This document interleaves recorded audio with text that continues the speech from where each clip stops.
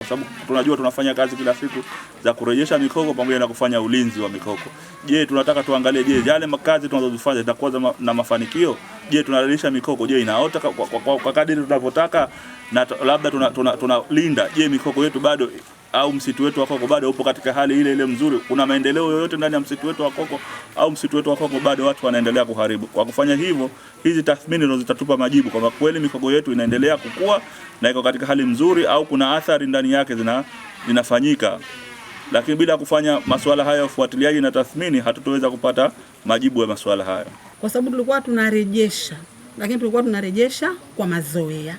Lakini sasa tutarejesha kwa ujuzi zaidi, kwa sababu tumepata elimu nzuri ya urejeshaji wa vitu hivyo na tukajua hasa vile vipimo vya urejeshaji wa vitu.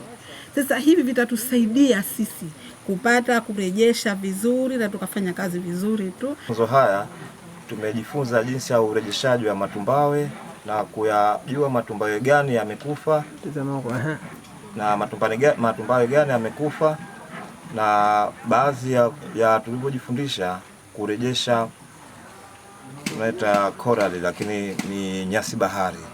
Ni kujua nyasi bahari zina uotaji wake, na unapoona viashiria vibaya kama kuondoka kwa samaki anaitwa kande, sehemu itakokuwa haipo samaki wa kande, hiyo eneo limeonesha kwa liko hatarini kufa.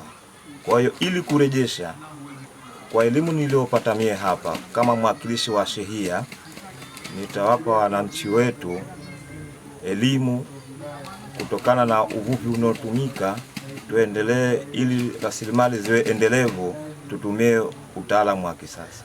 Pamekuwa na mazoea ya kufanya urejeshaji wa rasilimali pasipokuwa na utaratibu mzuri wa kuweza kufuatilia urejeshaji huo. So, kwa hiyo kwa kutumia vifaa hivi pia tumewawezesha wanajamii, kamati za uvuvi na wadau wengine waweze kutumia sayansi yao, sayansi ya kijamii, lakini kwa kuunganisha na sayansi ambayo tunaijua sisi ya uhifadhi katika kutengeneza mlolongo mzuri au njia nzuri ya kuweza kufuatilia hizo rasilimali ambazo wanakuwa wanarejesha, ili kuhakikisha kwamba urejeshaji na usimamizi wa maeneo yetu ya rasilimali bahari unakuwa katika hali nzuri. Tunashukuru mradi wa RC kuamua hichi ambacho kwa wamekiamua kutuletea wanakamati. Tutashirikiana na jamii kwa sababu hatuwezi kufanya sisi wenyewe peke yetu. Wanakamati lazima tushirikiane na jamii ili turejeshe rasilimali za bahari inavyotakiwa.